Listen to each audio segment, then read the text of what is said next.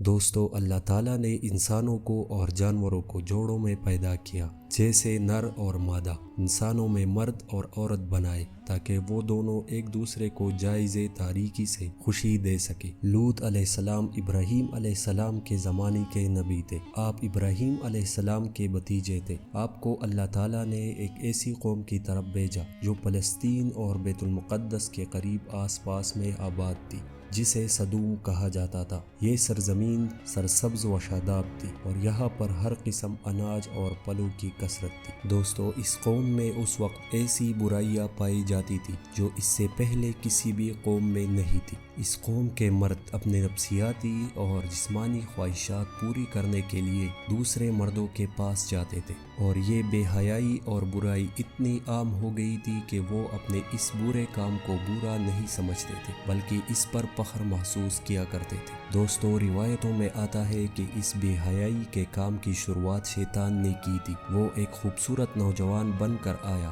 اور اپنے ساتھ وہاں کے مردوں کو برا کام کرنے کے لیے بہکایا، اور اس طرح قوم لوط میں یہ برائی پیدا ہو گئی۔ وہ لوگ عورتوں کو چھوڑ کر مردوں سے اپنے ہوس پوری کرنے لگے۔ روئے زمین پر یہ برا کام لوط علیہ السلام کی قوم سے شروع ہوا تھا۔ دوستو، لوط علیہ السلام نے اپنی قوم کی اصلاح کی کئی کوششیں کی۔ کئی بار ان کے بیچ میں رہ کر دین کی دعوت دیتے رہے، نصیحتیں کرتے رہے، اللہ تعالیٰ کی عذاب کی دھمکیاں دیتے رہے، لیکن اس قوم پر اس کا کوئی اثر نہیں ہو رہا تھا۔ لوط علیہ السلام نے ان سے کہا، اے میری قوم، تم لوگ ایسا برا اور بے حیائی کے کام کر رہے ہو جو اس سے پہلے آج تک دنیا میں کسی قوم نے نہیں کی۔ یہ بہت گناہ کا کام ہے۔ تم اپنی عورتوں کو چھوڑ کر مردوں کے پاس جاتے ہو۔ اگر تم اپنے اس برے کام سے باز نہیں آئے تو مجھے ڈر ہے کہ ایک دن تمہیں اللہ تعالیٰ کا عذاب گھیر لے گا۔ اور فرمایا، میں تم سے اپنے دعوت حق دین کی کوئی خدمت نہیں مانگتا،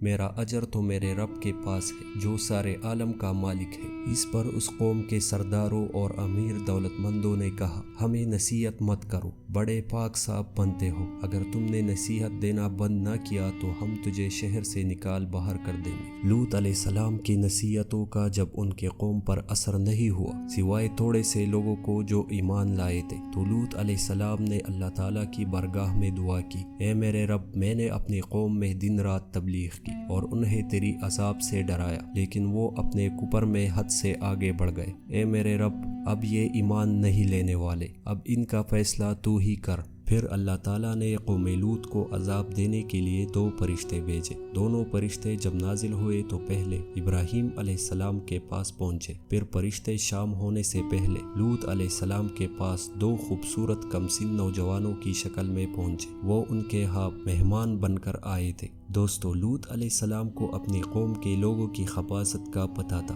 اس لیے جب انہوں نے اپنے کمسین خوبصورت نوجوان مہمانوں کو دیکھا تو غمگین ہو گئے اور دل ہی دل میں کہنے لگے، آج کا دن بڑی مصیبت کا دن ہے۔ دوستو، انہیں ان کی فکر لاحق ہوئی کہ کہیں ان کی قوم کے لوگ ان کے مہمانوں کے ساتھ کوئی برا کام نہ کرے، اس لیے وہ جلدی سے اپنے مہمانوں کو اپنے گھر کے اندر لے آئے۔ لیکن حضرت لوط علیہ السلام کی بیوی نے یہ خبر اپنے قوم کے بدکاروں کو دے دی۔ اس قوم کے بدکار لوگ لوط علیہ السلام کے گھر پر پہنچے اور لوط علیہ السلام سے کہا، ان دونوں لڑکوں کو ہمارے حوالے کر دو۔ حضرت لوط علیہ السلام نے کہا، یہ میرے مہمان ہیں، میں ان کو ہرگز تم لوگوں کے حوالے نہیں کروں گا، اور فرمایا، تمہیں اللہ تعالیٰ کا واسطہ ہے، میرے مہمانوں کے سامنے مجھے ذلیل اور رسوا نہ کرو۔ کیا تم میں کوئی بھلا آدمی نہیں ہے؟ اور قوم کی عورتوں کی طرف اشارہ کرتے ہوئے کہا، یہ میری بیٹیاں یا قوم کی بیٹیاں ہیں، تم ان سے نکاح کر لو اور اپنی نفسیات جسمانی خواہشات کو ان سے پورا کر لو۔ لیکن ان کے قوم کے لوگ نہیں مانے اور کہا، تم اچھی طرح جانتے ہو کہ ہم کیا چاہتے ہیں،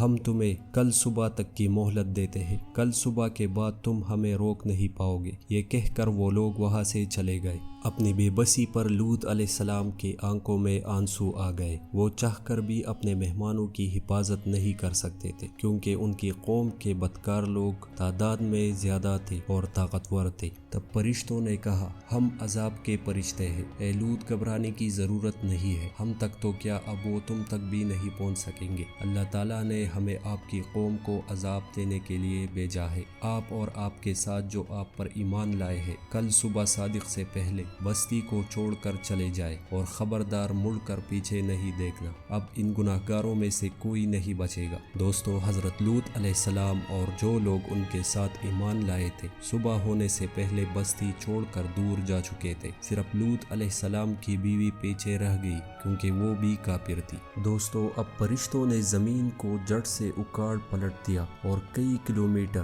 کہا جاتا ہے کہ تقریباً 40 کلومیٹر تک گہرے زمین میں اس بستی کو دنسا دیا اور پھر ان پر پتھر اور تیزاب کی بارش کر دی گئی۔ اس طرح ان گناہگاروں کے نام و نشان مٹ گئے اور کوئی ان میں زندہ نہیں بچ سکا۔ دوستو، جہاں عذاب ہوا تھا وہ جگہ آج بھی موجود ہے، اسے ڈیڈ سی یا بحیرہ مردار کے نام سے جانا جاتا ہے۔ دوستو، گناہگاروں اور نافرمانوں کو اللہ تعالیٰ اسی طرح عذاب دیتا ہے، زندگی میں بھی اور مرنے کے بعد بھی۔ دوستو، افسوس کی بات یہ ہے کہ یہ قوم لوط کی گناہ اب ہم مسلمانوں میں بھی شامل ہو چکی ہے۔ اگر ہم اپنے ارد گرد نظر ڈالیں تو ہم بہت سے ایسے واقعات دیکھ سکتے ہیں۔ اللہ تعالی ہمیں اور آپ کو اس شر سے بچائے، اور اگر آپ کو ہماری یہ ویڈیو پسند آئی ہے تو ہمارے اس چینل کو ضرور سبسکرائب کیجیے گا۔